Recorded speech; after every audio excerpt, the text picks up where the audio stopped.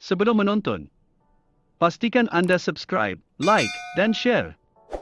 Jangan lupa tekan butang lonceng dapat info terus setiap hari. Sebuah kumpulan penggodam global yang dikenali sebagai APT41 telah dituduh oleh pihak berkuasa Amerika Syarikat menyasarkan pelayan syarikat untuk tebusan, menjejaskan rangkaian kerajaan dan mengintip aktivis Hong Kong. 7 anggota kumpulan itu termasuk 5 warga negara China, didakwa oleh Jabatan Kehakiman Amerika Syarikat.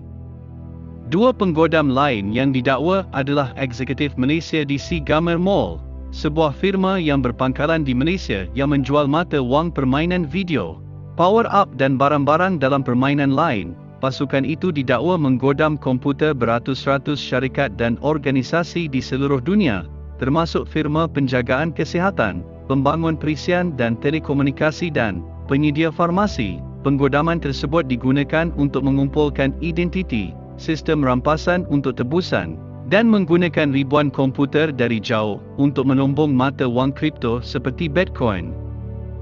Salah satu sasarannya adalah syarikat anti kemiskinan tanpa untung, dengan penggodam mengambil alih salah satu komputernya dan menyekat kandungannya menggunakan perisian penyulitan dan menuntut pembayaran untuk membukanya. Kumpulan itu juga disyaki berkompromi dengan rangkaian kerajaan di India dan Vietnam.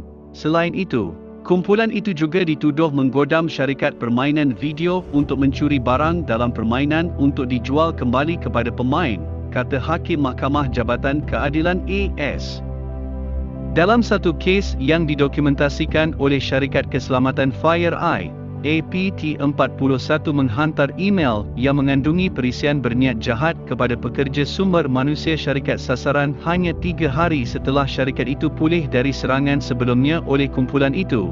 Wong Ong Hua dan Ling Yang Ching, 2 peniaga Malaysia, memerintahkan pekerjanya membuat ribuan akaun permainan video palsu untuk menerima objek maya yang dicuri oleh APT41 sebelum menjualnya. FireEye mengatakan bahawa sasaran kumpulan industri termasuk penjagaan kesihatan, telekomunikasi dan media berita, selaras dengan keutamaan dasar nasional China. APT41 mengumpulkan maklumat mengenai tokoh-tokoh pro-demokrasi di Hong Kong dan seorang Sami Buddha dari Tibet, 2 tempat di mana Beijing menghadapi tentangan politik. Salah seorang penggodam, Jiang Lizhi, yang bekerja di bawah alias Black Fox, sebelumnya bekerja untuk kumpulan penggodam yang melayani agensi kerajaan dan mempunyai hubungan rapat dengan Kementerian Keselamatan Negara China. Tetapi banyak aktiviti kumpulan itu nampaknya didorong oleh keuntungan kewangan dan minat peribadi dan Amerika Syarikat juga tidak mengenal pasti hubungan kumpulan penggodam itu dengan mana-mana negara.